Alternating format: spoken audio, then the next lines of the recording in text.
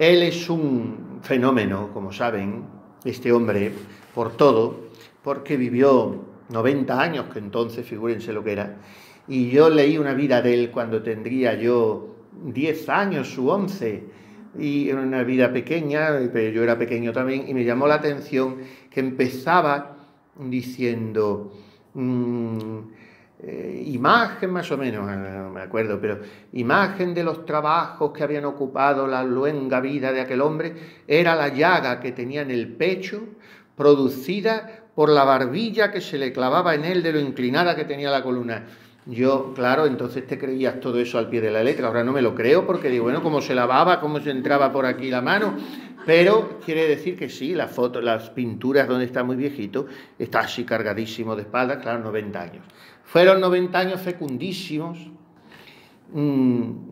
para el bien de las almas y en la escritura, en la buena prensa, y fue 15 años obispo de una diócesis minúscula, Sant'Águeda de los Godos, pero él aquello terminó un poco harto, total que renunció a la mitra aquella, pero a lo que no renunció nunca fue a escribir. Y fundó, como saben, la Congregación del Santísimo Redentor, sobre todo para las misiones populares. Y ha habido redentoristas insignes hasta hace poco, cuando había religiosos insignes en todas las órdenes. Yo he oído todavía hablar mucho en el sur de España, no creo que subieran hasta aquí, pero es posible. El padre Sagredo, el padre Faus y, en fin, redentoristas de mucha nota. Y luego ha habido redentoristas ya que se han metido a moralistas en los tiempos modernos, que han sido un poco hijos bastardos de San Alfonso María de Ligorio, porque si él es el patrón de los moralistas por su ortodoxia y su sentido de fidelidad a la doctrina, esos otros han salido moralistas modernistas. Y bueno, total, que la orden del Santísimo Redentor ha dado mucho fruto de santidad y ha ganado muchas almas. Pero lo que sigue ganando constantemente almas, aunque los hijos se tuerzan, son las obras del fundador. Y esas obras literarias pues son imperecederas. Las más conocidas, o la número 1 conocida, son las Glorias de María, que todos hemos leído y volvemos sobre ella, y que te trae esos ejemplos tan encantadores, tan ingenuos, de gente, malhechores y perdularios y pecadores públicos, que se salvaron por llevar el escapulario, por rezar una Ave María o por inclinar la cabeza siempre que pasaban ante una imagen de la Señora. Bueno, pues aparte de las Glorias de María, que está estructurado primero en torno a la salve, palabra por palabra, después en torno a los misterios de la vida de la Virgen y después en torno a las virtudes de la Virgen, y no queda tema por tocar, pues quizá la obra más conocida y más señera de San Ligorio sea el amor a Jesucristo, la práctica del amor a Jesucristo. Yo tendría también 10 años, seguramente era todo por la misma época, cuando yo ya empezaba a ir a comulgar a diario, y era un niño que debía ser muy mono, figúrense para lo que he quedado, pero entonces en la puerta de la catedral de Badajoz, un señor que tendrá un cielo muy grande, porque era aquello de comunión diaria, había un perfil de personajes en España que hoy no se ve ya ni en fotos. Y entonces eran señores, señoras, en fin, y uno de ellos, ya viejecito entonces, o al menos a mí me lo parecía, porque cuando uno tiene 10 años, uno de 50 te parece un anciano decrépito, y cuando tienes los 50 tú, pues ya ves que se ha igualado todo. Bueno, pues ese señor me esperó en la puerta y me dio un libro bastante sobadito, y me dijo, llévatelo, hijo mío, y lo lees en tu casa, que esto es canela en rama, me decía una vez y otra. Y la canela en rama era la práctica del amor a Jesucristo. Y yo lo leí y nunca se me ha olvidado tampoco. Me gustaron más las Glorias de María, pero en fin. Bueno, tiene otro libro, San Ligorio, que también yo llevaba en un librito pequeñito así, en aquella época, como un folletito un poco gordito, y era Las visitas al Santísimo Sacramento y a María Inmaculada. Bueno, pues tiene otro libro breve, bastante breve. Hay otro que es La preparación a la muerte, La pasión de nuestro Señor Jesucristo, que la habrán leído, La pasión de San Ligorio, precioso también. Bueno, pues tiene otro que es El gran medio de la oración. Y entonces él dice, he publicado muchas obras espirituales. Empieza así este libro. Las glorias de María, el amor a Jesucristo, la pasión, visitas al Santísimo. He escrito también obritas contra los materialistas y deístas, porque era un apologeta, San Ligorio sobre todo. Y en fin, he escrito muchas. Él dice, pero atención, tengo para mí que no he escrito hasta ahora libro más útil que este. O sea, para él era el libro más importante de cuantos había escrito. Lo pone por encima de las obras de María. Y entonces quisiera imprimir tantos ejemplares de esta obra cuantos son los fieles que viven sobre la tierra, y entregarlo a cada uno, a fin de que todos entendieran la necesidad que tenemos de rezar para salvarnos. Y esta es la tesis de la obrita, que vendrá a usarla como colofón al final, en la conclusión, en una frase lapidaria de San Ligorio, que yo he dicho muchísimas veces en mis predicaciones. A veces me han preguntado, ¿pero cómo puede ser eso así tan tajante? El alma que ora infaliblemente se salva, y el alma que no ora infaliblemente se condena. Y él lo explica magistralmente. Bueno, pues lo deja sentado desde el inicio. Y dice, yo lo entregaría a todos los fieles de la tierra, primero para que se convencieran de la absoluta necesidad que tenemos de la oración fundada en las Sagradas Escrituras. Los dice nuestro Señor, debéis orar siempre sin desfallecer. Velad y orad para no caer en la tentación. Y nos enseña el Pater Noster, no nos dejes caer en la tentación, pero tenemos que pedirlo. Y si no lo pedimos, caeremos en la tentación. No en tentación como algunos rezan, no nos dejes caer en tentación. Oí yo una explicación también hace muchos años de eso. En tentación nos deja caer el Señor. Y a veces hasta casi nos pone en ella, pero en tentación.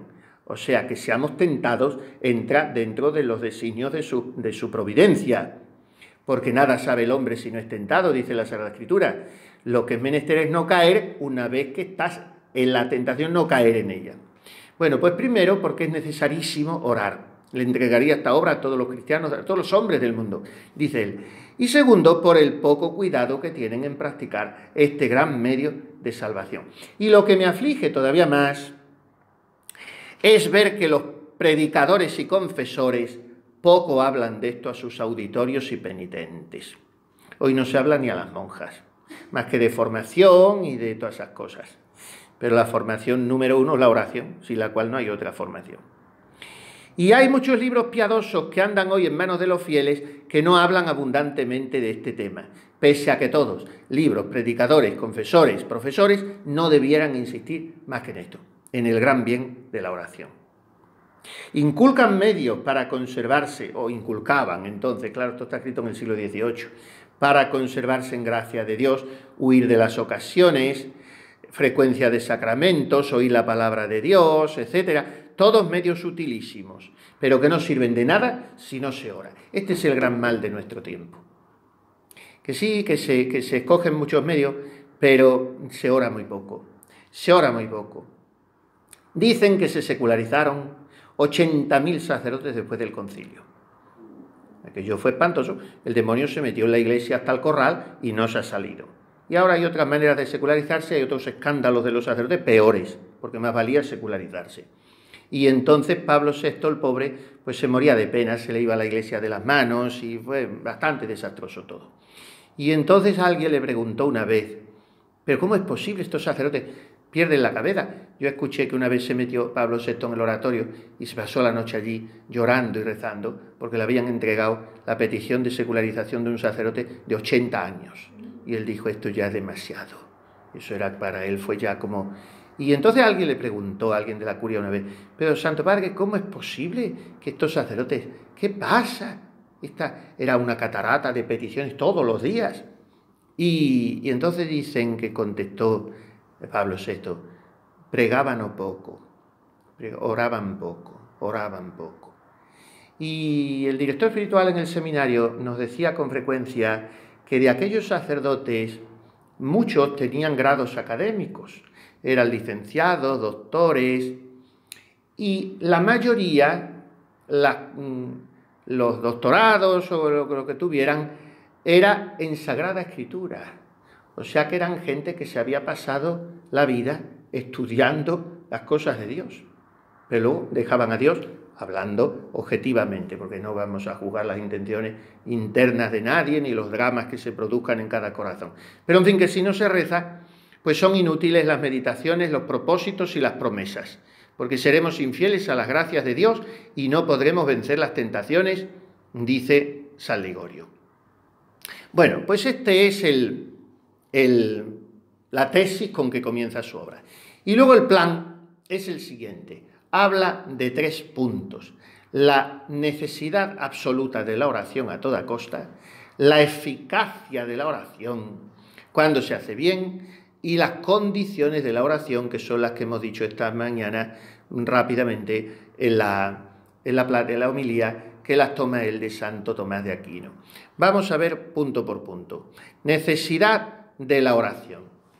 Hoy se habla mucho, y es verdad, de que en la Iglesia hay una reviviscencia del pelagianismo. El pelagianismo es una herejía que defiende que, más o menos dicho en sustancia, que todo parte de las fuerzas del hombre y todo estriba en las fuerzas del hombre.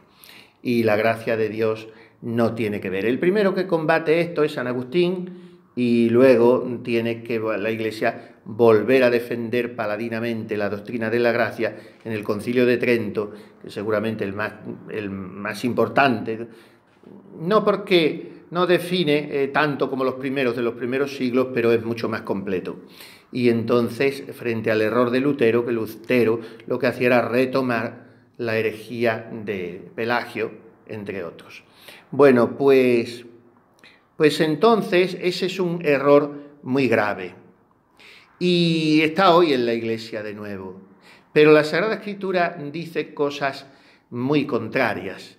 No insiste sobre las fuerzas del hombre, sino que nuestro Señor nos dice: hay que orar siempre y no desmayar, vigilad y orad para no caer en la tentación, pedid y se os dará, etc.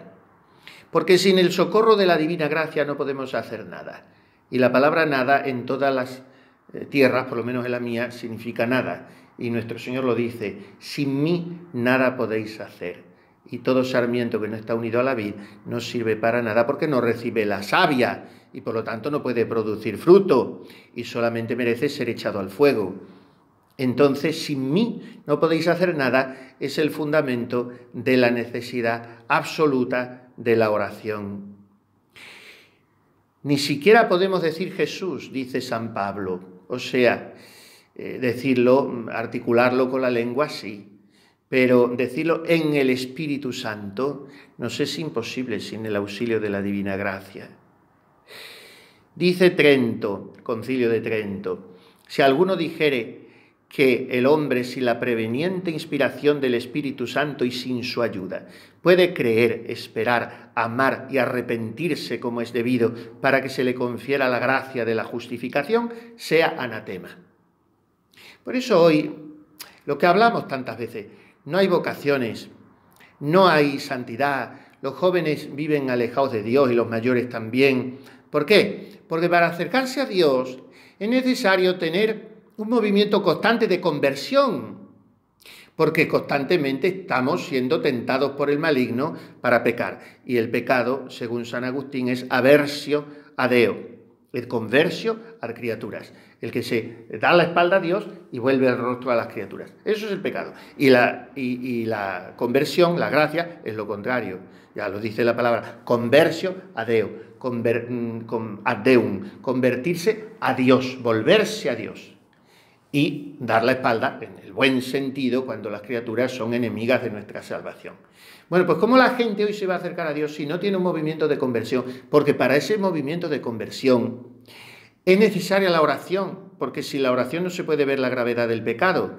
Y es por eso la necesidad absoluta de la oración, sin la cual de providencia ordinaria no concede el Señor la gracia de la conversión, porque ese socorro lo da a través de la oración. Dice Santo Tomás de Aquino sobre la necesidad de la oración, que para salvarnos tenemos que luchar y vencer según lo de San Pablo. El que combate en los juegos públicos no es coronado si no combatiere según las leyes. Sin la gracia de Dios no podemos resistir a muchos y poderosos enemigos, y como esta gracia solo se da a los que rezan, Por tanto, sin oración no hay victoria. Y victoria es tanto como decir la salvación. Que sea la oración el único medio, no uno más, sino el único, para el ordinario, el único medio ordinario. Luego el Señor puede un día hacer que hable la burra de Balaam, pero eso lo hace muy pocas veces. Sino el único medio ordinario para alcanzar los dones divinos, que eso sea así, lo afirma también Santo Tomás, cuando dice, y esto es de una importancia soberana, que el Señor ha ordenado que las gracias que desde toda la eternidad ha determinado concedernos, nos las ha de dar solo por medio de la oración. O sea que tiene el Señor un tesoro de gracias, pero supeditada su concesión a que nosotros se las pidamos. Se las pidamos, no hace falta que se las pidamos explícitamente, porque tener un rato de oración contemplativa, de oración de alabanza, de oración de reparación, es ya estar pidiendo implícitamente esa gracia, porque es estar poniéndonos en contacto con Dios. Pero esas gracias Él ha determinado darlas por medio de la oración. Puede ser también, luego lo veremos, no quiero adelantar mucho, pero en fin, puede ser por medio de la oración ajena, pero de vía ordinaria, la oración ajena solo moverá mi corazón cuando yo al menos me he puesto en disposición de que se mueva. Al menos he abierto un resquicio, aunque sea un resquicio desproporcionado, porque sea un resquicio muy estrecho, pero un chispazo de luz tengo yo que dejar entrar, porque si no, ya pueden pedir por mí muchas almas. Por eso dice Santo Tomás, y repetirá San Ligorio al final de esta obrita, que la oración, para que sea infalible, tiene que ser hecha por uno mismo, porque uno mismo es el dueño de su voluntad y es el que le está dando a Dios la llave de su corazón para que se lo convierta. Dice Santo Tomás que puede haber un obstáculo y lo remueve él solo, como hace siempre con las objeciones. Y dice, es que para que Dios conozca siempre nuestras necesidades y las gracias que necesitamos, es menester que nosotros se las expongamos en la oración. Y dice, no, es menester que nosotros expongamos en la oración esas necesidades a Dios para que nosotros mismos nos convenzamos de que las tenemos. Dios ya se las sabe, pero Dios quiere que se las formulemos para que al convencerme yo, abra mi corazón a su gracia. O sea, por medio de la oración, dice el doctor Angélico, acabamos de comprender que tenemos que acudir al socorro divino. Y por medio de la oración confesamos que solo es el dador de todos los bienes. En la oración nos convencemos de que nosotros somos mendigos y Dios es el dive sin misericordia, el absolutamente rico. Después, para que la oración, claro, sea válida, tiene que haber una disposición, al menos germinal, de guardar los mandamientos, de caminar en la ley de Dios. Y luego también, esto lo paso muy por encima, lo enuncio solamente, porque la obra de San Ligorio es muy redundante y además acude a autoridades incontables para ilustrar sus tesis. Y entonces, para que la oración sea válida, también recuerda él cuán oportuno y conveniente y provechoso es acudir a la intercesión de los santos, porque es avalar nuestra oración con amigos que la empujen y sobre todo, en primerísimo lugar, a la que es medianera universal de todas las gracias, la Santísima Virgen, y también a las almas del purgatorio. Bien, eso por cuanto respecta a la necesidad de la oración. La segunda parte de la obra se refiere a la eficacia de la oración y parte de un aserto muy bonito. Antes ha hablado de el fortalecimiento que para la oración supone el aval de los santos, de la Santísima Virgen, de los santos y de los bienaventurados, ya infieri, digamos, de la Iglesia purgante, las almas del purgatorio. Pero ahora dice, para empezar a explicar lo eficaz que es la oración, no lo cita, pero en fin, vamos a empezar por ahí. la parte del canon romano de la misa en que, inclinándose el sacerdote profundamente ante la oblata, dice que esta ofrenda sea llevada a tu presencia hasta el altar del cielo por manos de tu ángel. O sea, y dice San Ligorio, a Dios le resulta tan agradable nuestra oración que ha determinado que sean los ángeles los que se la lleven. Y los ángeles están para esto, para traernos a nosotros las inspiraciones divinas y para llevar nuestra oración hasta Dios. En la Sagrada Escritura constantemente está el Señor haciendo promesas sobre la eficacia de la oración. Y estamos repitiéndolas nosotros docenas de veces cada día en los salmos. Invócame en el día de la tribulación, llámame y yo te libraré, pedid y se os dará, buscad y hallaréis, todo aquel que pide recibe, cuanto pidáis en la oración creed que lo recibiréis y ya estará hecho, si algo pidierais en mi nombre os lo concederá. Dice San Agustín, Deus qui creavit te sine te, non salvavit tibi sine te. Dios que te creó sin ti, no te salvará sin ti. O sea, Dios quiere salvarnos. Pero para gloria nuestra, esto es muy bonito, de San Ligorio tiene a veces ideas luminosas. Para gloria nuestra, Dios quiere que nos salvemos como vencedores, habiendo nosotros ganado por el mérito el trofeo de la victoria. Por tanto, mientras vivimos en esta vida hay que estar en continua guerra y para salvarnos hay que haber luchado y haber vencido, porque sin victoria nadie podrá ser coronado. ¿Cómo luchamos y vencemos? ¿Cómo conseguimos no ser derrotados en la batalla? ¿Cómo continuamos teniendo ánimo para embrazar el escudo de la fe, para empuñar las armas de la justicia? Orando, porque si no caemos y nos desanimamos. Porque el poder del infierno es muy fuerte, dice San Bernardo, pero el poder de la oración es más fuerte que el de todos los demonios juntos. Por eso es lo que teme el demonio, ver un alma que ora, y por eso el demonio hoy quiere acabar con las almas que oran y usa todos los medios que puede. Pero aun cuando el demonio pudiera destruir o desdibujar ciertas estructuras, el demonio no podría nunca con la oración.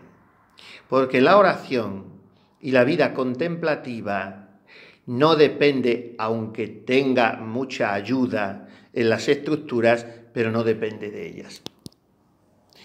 Va más allá. La oración es la unión del corazón, la oración es levantar el alma a Dios, la oración es un grito de confianza, como dice Santa Teresita, en la consolación y en la sequedad.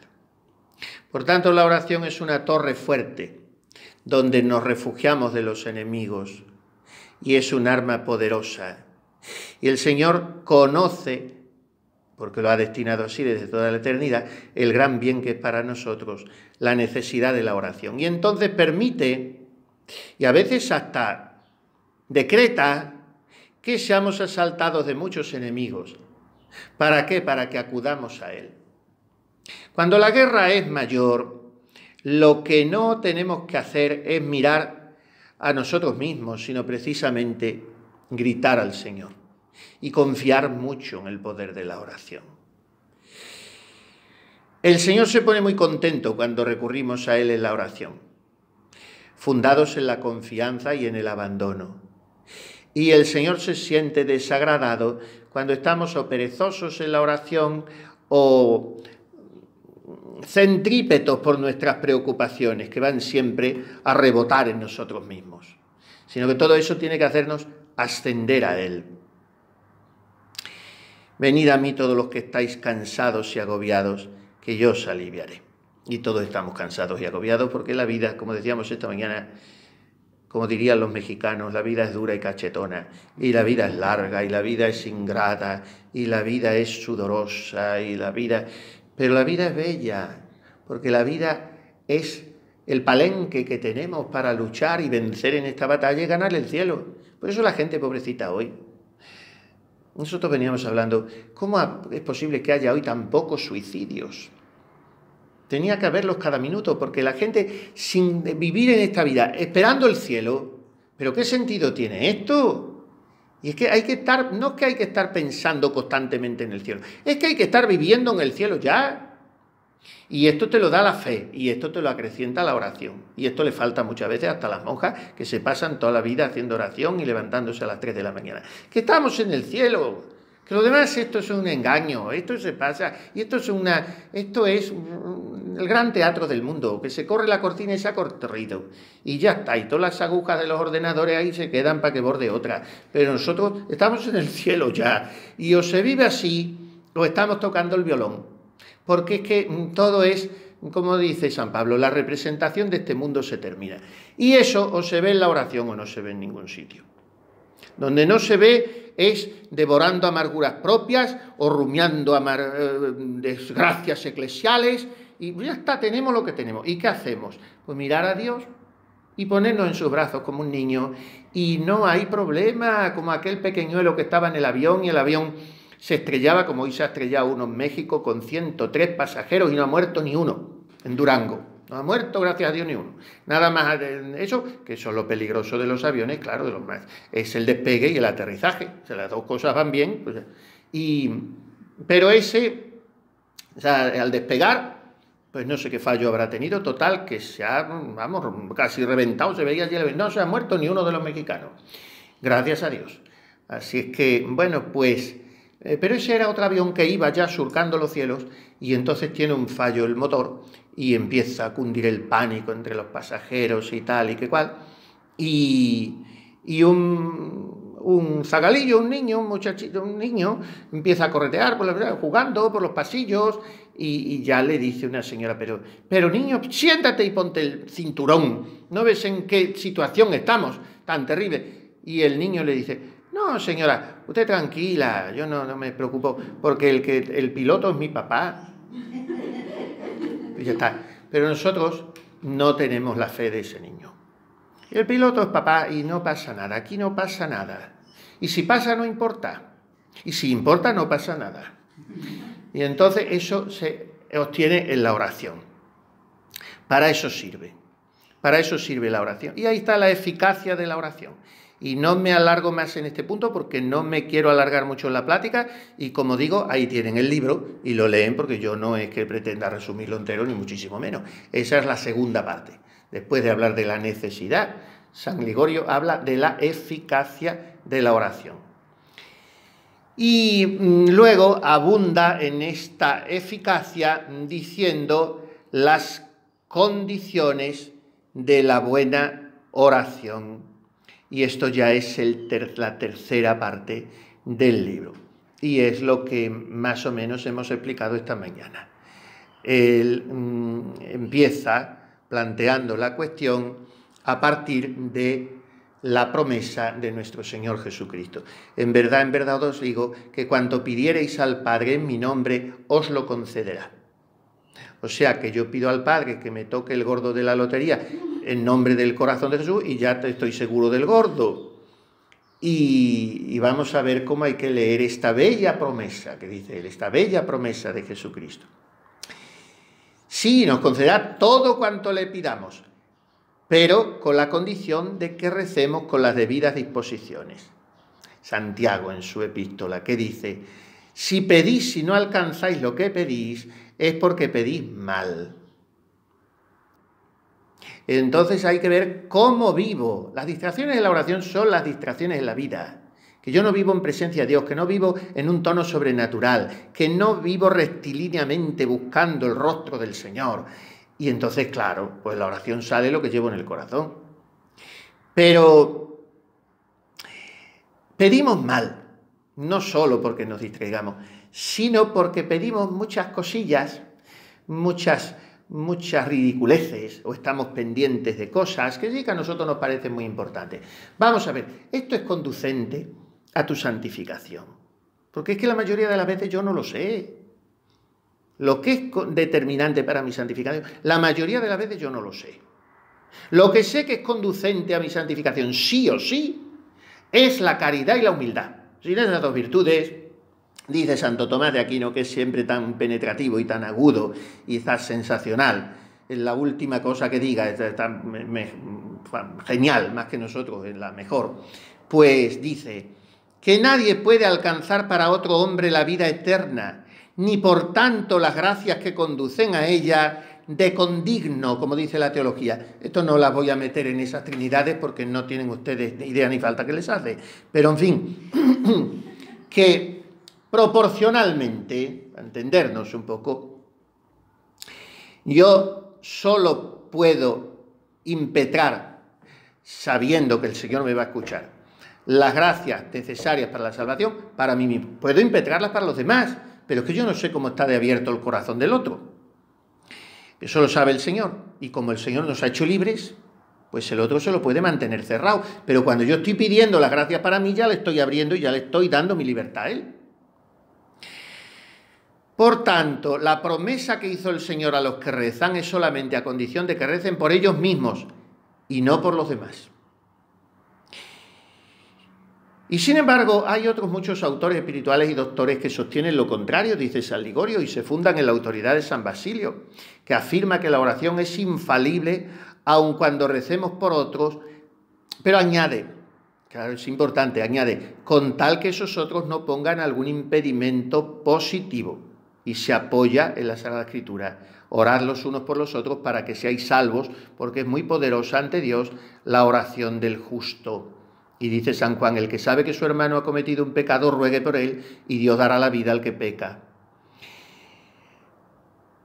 Después San Agustín, San Ambrosio explican todo esto, pero como digo, no me voy a meter en eso.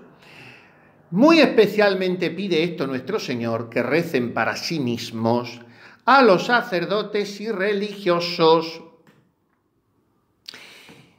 La santa a la que más cita San Ligorio, yo di el año pasado unos ejercicios sobre ella, es la santa estática, más estática, más todavía que Santa Gema Galgani, es Santa María Magdalena de Pazzi, y tuvo un éxtasis incluso que le duró 40 días, y en aquellos éxtasis pues te decía cosas maravillosas que el Señor le revelaba, pero luego era una monja que estaba muy en las cosas de casa, no era una angelista de la estratosfera, tanto que la hicieron maestra de novicia y luego incluso subpriora, me parece, y una mujer muy inteligente, en fin, bueno, pues, pero tenía unos éxtasis.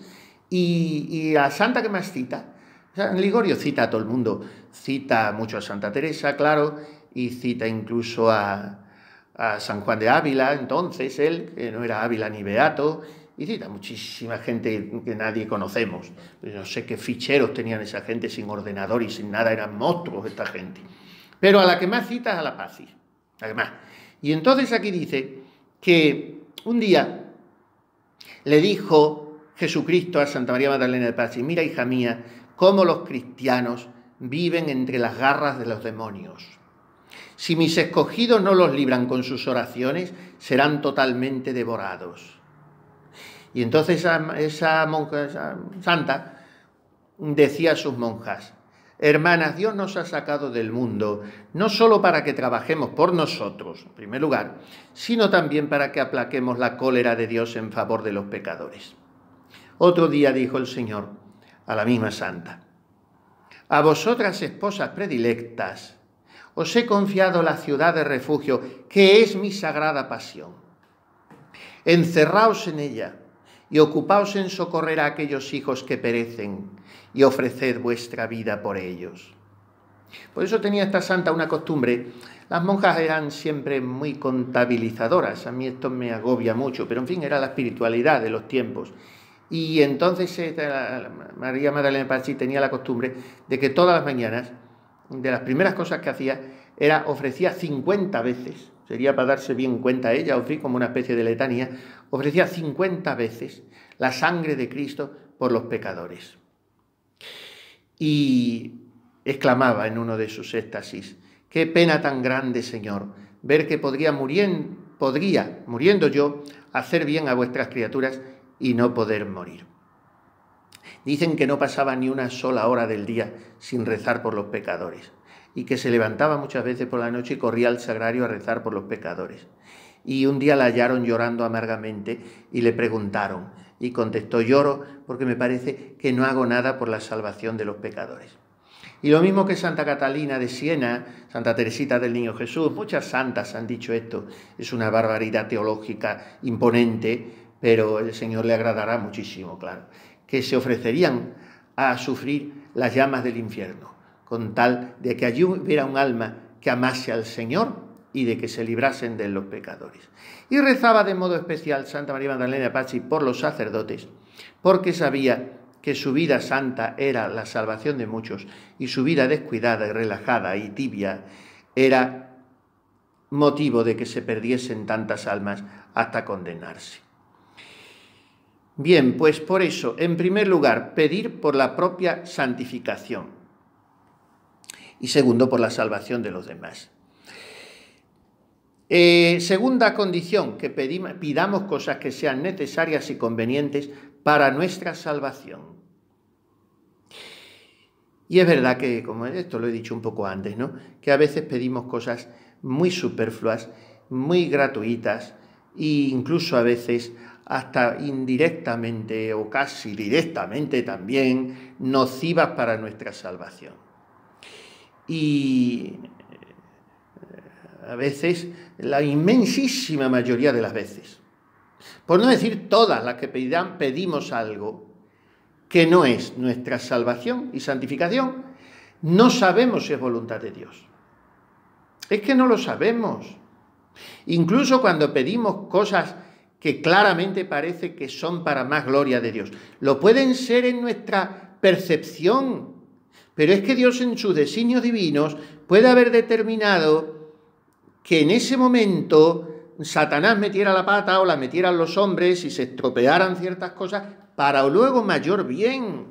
Y como yo mi horizonte es muy recortado y está muy oscurecido por mi egoísmo y por mi sensualidad y por mi concupiscencia, pues yo es que no sé. Lo único que yo sé es que Dios quiere que yo me salve y llegue al conocimiento de la verdad. O sea, que sea santo. Y de lo demás, pues por eso hay que supeditarlo todo a eso. Pedir cosas necesarias para nuestra salvación eterna. Y nuestra santificación, que es lo mismo. Voy terminando. Y luego, ya lo hemos dicho esta mañana, orar con humildad y con confianza. Esto lo desdobla en estas dos cosas San Ligorio. Lo que dice Santo Tomás es orar con piedad. Y bueno, piedad sabemos que es el don del Espíritu Santo que nos hace saborear el gusto de la filiación divina y sentirnos hijos de Dios. Claro, un hijo de Dios es un niño pequeño que no puede no ser humilde y confiado. Por tanto, la piedad la traduce San Ligorio en humildad y confianza. Y por último, y habla de los fundamentos de la confianza, ese capítulo es muy bonito, los fundamentos de esa confianza con la que debemos orar. Pero eso les hago gracia de ello, que decían los clásicos, lo dejamos en el tintero. Y por eso, los que deben orar con humildad y confianza, cuanto más se ora con humildad y confianza, cuanto más uno se siente pecador. Por eso los pecadores deben orar, y todos, sintiéndonos pecadores, debemos orar. Y por último, orar con perseverancia, porque no basta que la oración sea humilde y confiada, porque seguramente muchas veces Dios ha decretado que sea también insistente nuestra oración, como la de la viuda importuna. Porque la gracia de la salvación eterna, dice este razonamiento muy interesante, San Ligorio, la gracia de la salvación eterna no es una sola gracia, sino es una cadena de gracias. Y todas ellas unidas forman el don de la perseverancia. Claro, pedimos, y hay que pedirlo muchas veces, ¿no? Y todos lo pedimos.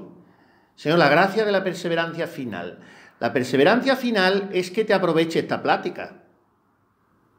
Porque a lo mejor de tu fidelidad en la vida de la muerte depende que tú estés atenta a la iluminación que te dé hoy el Señor y unas gracias se llaman a otras. Así como la falta de correspondencia a unas gracias cierra el camino a gracias ulteriores. Que esto es una doctrina que hoy no predica nadie en ningún sitio. No porque el Señor se complazca en fastidiarnos, sino porque quiere que escarmentemos. Y por eso se ven tantas religiosas pues aposentadas en una mediocridad de buenas personas, solteras, piadosas, rezonas, venga a cantar y venga a coser, pero no son santas. ¿Por qué? Porque no son fieles a cada gracia de cada momento. Y dice el Salmo, abre la boca que te la llene.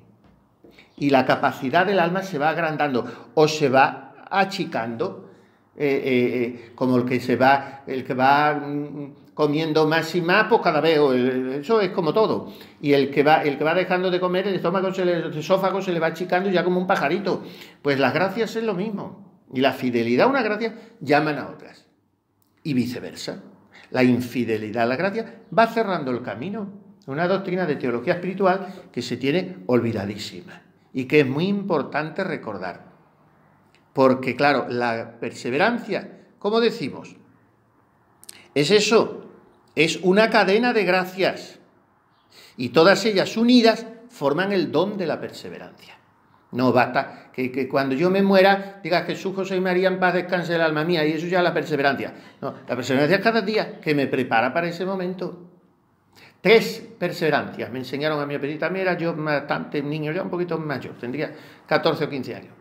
3 Ave María todos los días, con las manos debajo de las rodillas, a la Virgen Santísima, pidiendo